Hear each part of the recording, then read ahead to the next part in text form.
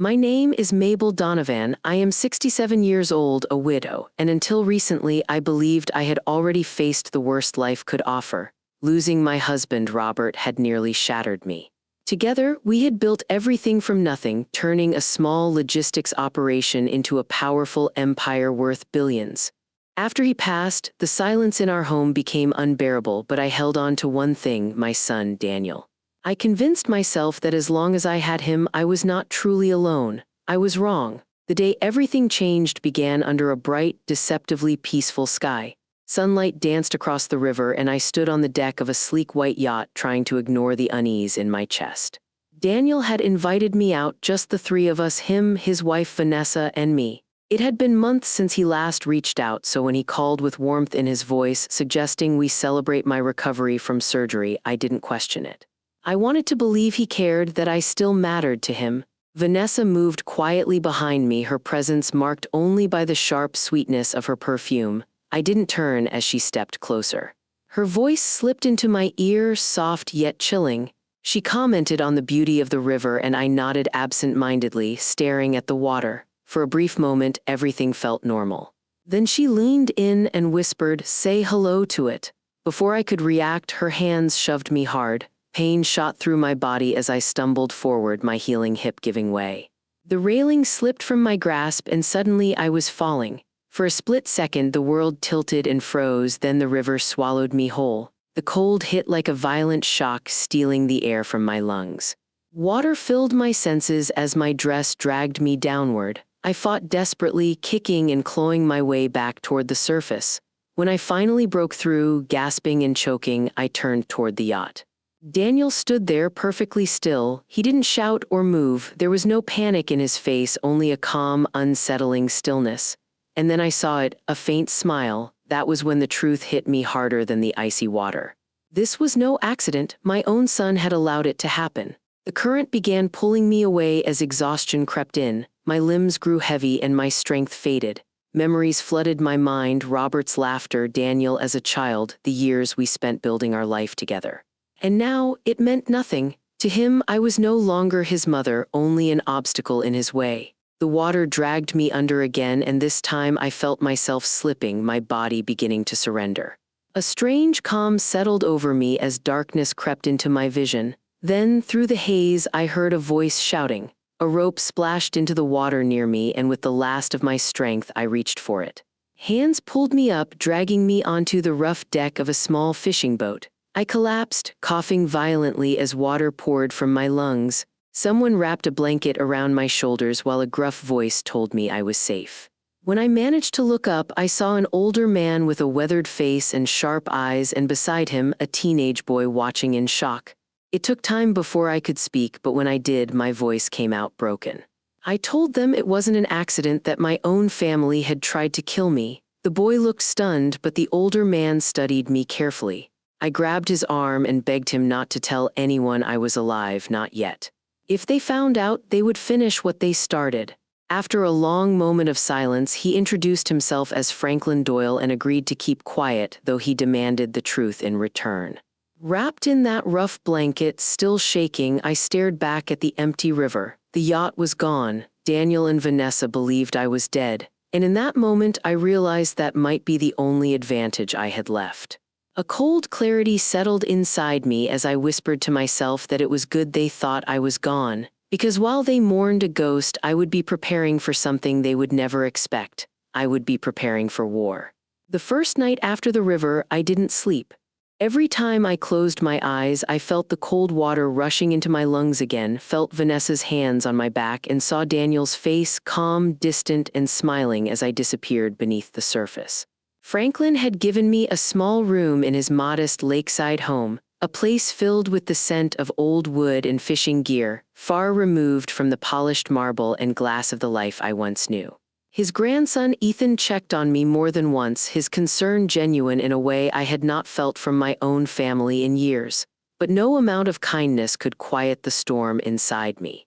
By morning, one truth had settled firmly in my mind. I could not go to the police, not yet. Daniel and Vanessa were not reckless people. What they had done on that yacht was too deliberate, too clean. If I walked into a station claiming attempted murder, they would deny everything, twist the narrative, and use their influence to bury me. No, if I wanted justice, I needed proof, undeniable, devastating proof. And to get that, I had to stay dead. Over the next few days, Franklin became my unlikely ally. Beneath his rough exterior was a man who understood patience, the kind that comes from years of waiting on tides and weather. He didn't ask unnecessary questions, but when I began to explain pieces of my life, my company, my son, the sudden distance that had grown between us, he listened carefully. Ethan, on the other hand, was openly outraged. "How could someone do that to their own mother?" he asked one evening, shaking his head. I didn't have an answer for him. Perhaps there isn't one when greed grows large enough to replace love. On the fourth day, Franklin drove me into town under the cover of dusk. I wore a dark coat, a scarf wrapped tightly around my head, and sunglasses that hid my face. It felt surreal, moving through the world like a ghost, watching people live their lives while I was supposed to be gone. That night, I stood at a distance and watched my own funeral. It was held in a manicured cemetery just outside the city, the kind reserved for those with money and reputation. A silver casket gleamed under the fading sunlight, an empty box meant to represent me. Rows of mourners filled the seats, neighbors, former colleagues, acquaintances who spoke of me in hushed tones as though I were already a memory. Some cried genuine tears, and that almost broke me. But then I saw Daniel and Vanessa standing at the front. They were dressed in perfect black, their posture composed, their expressions carefully crafted. Vanessa dabbed at her eyes with a silk handkerchief, her face tilted just enough for the cameras to capture her grief. Daniel shook hands with guests, his voice low and solemn, playing the part of a grieving son flawlessly. If I hadn't known the truth, I might have believed them. Rage burned quietly inside me, not wild and uncontrolled, but steady and focused. They had not only tried to kill me, they had already begun rewriting the story of my death. To the world, I was gone, another tragic loss. To them, I was a problem solved. When the service ended, I turned away before anyone could see me. Back in Franklin's truck, I sat in silence for a long time, staring at my trembling hands. That was the moment my grief hardened into something else. I was no longer just a victim, I was a witness. And I was going to make sure the truth was heard that same night we returned to my home, or rather, the house that used to be mine.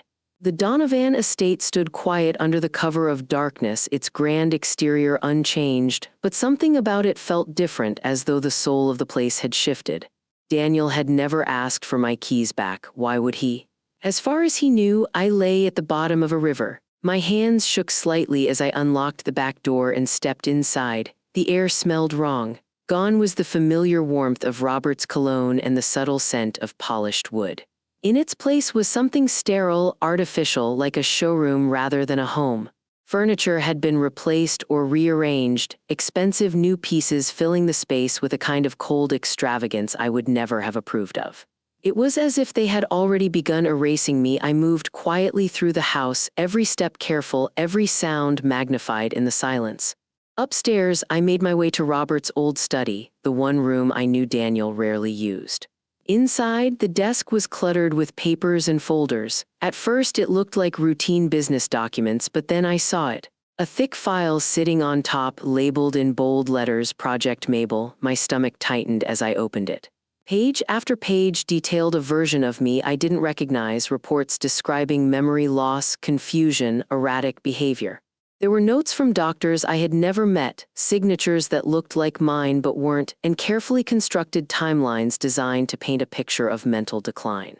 As I read, pieces began to fall into place. The missed appointments Vanessa had insisted I forgot, the medication changes Daniel had handled without explanation, the subtle gaslighting, the quiet manipulation. It had all been deliberate. They weren't just trying to kill me, they were building a case to prove I was unfit, unstable, incapable of managing my own life. If the river hadn't finished me, the paperwork would have. A sudden sound froze me in place. At first I thought I imagined it, but then it came again, soft, fragile, unmistakable, a baby crying. I stood perfectly still, my heart pounding. Daniel and Vanessa didn't have children. They had always said they were too busy, too focused on their careers. So whose child was in this house? Drawn by equal parts curiosity and dread, I followed the sound upstairs. It led me to a guest bedroom that had been completely transformed. The walls were painted in soft pastel colors, shelves lined with toys, and in the center of the room stood a white crib. Inside, wrapped in an expensive blanket, was a newborn baby. His tiny face was red with crying, his fists clenched as he struggled for breath. I stepped closer, my mind racing. Vanessa had shown no signs of pregnancy just days earlier. This child hadn't come from her. So where had he come from? Before I could think further, headlights flashed through the window. A car door slammed outside. Panic surged through me. Daniel and Vanessa were back. I snapped a quick photo with the small camera Franklin had given me, then hurried out of the room. My heart pounded in my ears as I slipped down the stairs and out the back door just as voices echoed through the house. I didn't stop running until I reached the truck. When I climbed inside, breathless and shaken, Franklin looked at me sharply. "What happened?" he asked. I struggled to find the words. "There's a baby," I said finally, "in the house." "A newborn?" His expression darkened immediately. "Whose?" he asked. I shook my head. "I don't know, but it isn't theirs." The next morning, Franklin introduced me to someone he trusted, a private investigator named Laura Kane. She had sharp eyes and a presence that commanded attention, the kind of person who noticed details others missed. I told her everything from the yacht to the file to the baby. She listened without interruption, her expression growing more serious with every word. When I finished, she leaned back slightly and said, "I think I know where to start." Over the next few days, Laura dug into records, connections, and hidden transactions. When she returned, she brought answers, but they only raised more questions. The baby, she explained, had been born just weeks earlier through a private clinic known for discreet arrangements. The mother was a teenage girl who had died during delivery under questionable circumstances. Officially, it was listed as a medical complication. Unofficially, it looked like negligence or worse. As I listened, a cold realization settled over me. Daniel and Vanessa weren't acting alone. They couldn't be. This was too organized, too calculated. Someone else was guiding them. Laura placed a photograph on the table. A woman in an expensive suit, her expression polished and confident. "This is Claudia Mercer," she said, "a state attorney highly respected, but there's something off about her cases." She went on to explain how Mercer's clients, wealthy individuals, often older, had a pattern of dying under convenient circumstances, leaving their estates to heirs who had recently come under Mercer's guidance. Each case on its own looked like coincidence. Together, they formed a pattern too precise to ignore. My chest tightened as I stared at the photograph. "You think she's behind this?" I asked. Laura nodded slowly. "I think she's the one pulling the strings. Your son and his wife, they're just pieces on the board." For a long moment, I said nothing. The betrayal I had already felt deepened into something darker, more complex. This wasn't just about greed anymore. It was about control, manipulation, and a system designed to quietly eliminate obstacles. Finally, I looked up, my voice steady despite the storm inside me. "Then we don't go after Daniel and Vanessa first," I said. "We go after her." Laura studied me carefully. "That won't be easy," she warned. "She's careful, powerful, and she thinks you're dead." I allowed myself a thin, cold smile. "Exactly," I said, "and that's the one mistake she's made."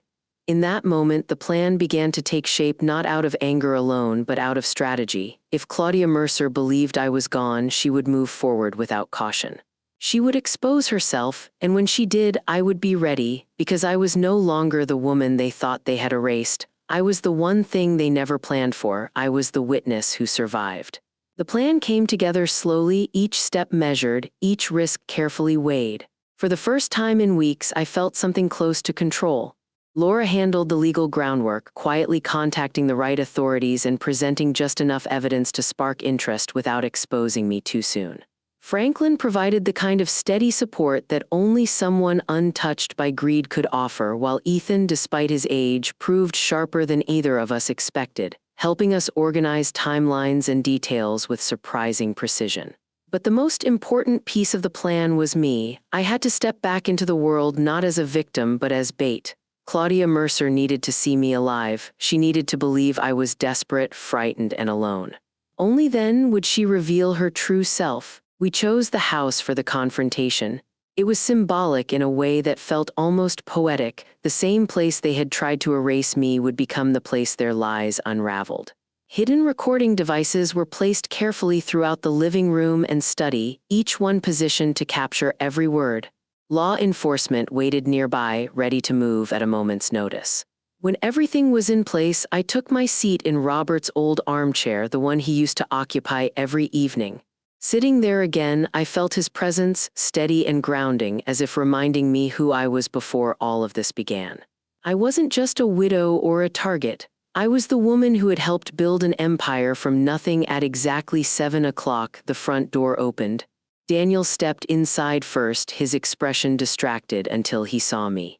The color drained from his face instantly, his keys slipping from his hand and clattering against the floor. Behind him, Vanessa let out a sharp, involuntary scream, stumbling backward as though she had seen a ghost. For a moment, neither of them spoke. The silence stretched, thick and suffocating. I folded my hands calmly in my lap and looked at them the way I once had when Daniel was a child caught in a lie. "Hello, Daniel," I said softly. "You look surprised." His lips parted, but no words came out. Vanessa clutched his arm tightly, her composure cracking for the first time since I had known her. Before either of them could gather themselves, another voice entered the room, smooth, controlled, and utterly unbothered. Claudia Mercer stepped inside, closing the door behind her with deliberate calm. She looked exactly as she had in the photograph, immaculate, composed, and completely certain of her power. Her eyes settled on me, and for the briefest moment, something flickered there, not fear, but irritation. "Well," she said coolly, "this is unexpected." I held her gaze without flinching. "Is it?" I replied. "Or did you simply underestimate me?" A faint smile touched her lips, but it carried no warmth. "You should have stayed gone," she said. "It would have been easier for everyone." The conversation that followed was exactly what we needed. Claudia spoke with the confidence of someone who had never been challenged, dismissing my accusations as emotional exaggeration at first, then gradually revealing more as she attempted to assert control. She described her work not as crime but as efficiency, a way of resolving complications within wealthy families. She spoke of inheritance as though it were a system to be optimized, not a legacy of lives and relationships. Daniel stood frozen, his silence more damning than any words, while Vanessa's fear grew more visible with each passing second. And all the while, the recording devices captured everything. When I finally leaned forward and said, "You've hurt more people than you can count," Claudia's expression hardened. "No," she replied coldly. "I've helped people take what was already theirs." That was the moment the illusion broke completely. With a single signal, the room erupted into motion. The doors burst open and officers flooded inside, their voices sharp and commanding. Claudia barely had time to react before she was restrained, her composure cracking at last as reality closed in around her.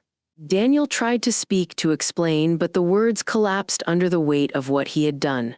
Vanessa sobbed openly as they were both taken into custody, their carefully constructed world falling apart in seconds. The aftermath was long and exhausting, filled with courtrooms, testimonies, and the slow unraveling of a network far larger than I had imagined. Claudia Mercer's operations reached into places no one expected, and as the truth came to light, more victims were identified, more families shattered by the same quiet cruelty. Daniel and Vanessa faced the consequences of their choices, their futures reduced to the very thing they had tried to secure: time, measured not in wealth but in years lost behind bars.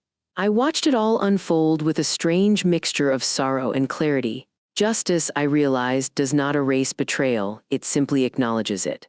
But the story didn't end there. The child, the baby I had found in that quiet nursery, became the one piece of this tragedy that held something different, something hopeful. With Laura's help, I fought for his future, determined that he would not become another casualty of someone else's greed. When the court finally placed him in my care, I held him close and understood in a way I hadn't before that survival is not just about escaping what tried to destroy you. It's about choosing what comes next. Now, years later, the house feels alive again, not with luxury or status, but with laughter, small footsteps, and the quiet warmth of a life rebuilt. The river still exists, unchanged, moving as it always has. But I am not the same woman who stood on that yacht. I no longer measure family by blood alone or love by obligation. I measure it by choice, by who stands beside you when everything else falls away. I was meant to disappear that day to become a story told in past tense. Instead, I became something else entirely. I became the truth they couldn't bury, and in the end, that truth didn't just save me, it gave me a reason to live.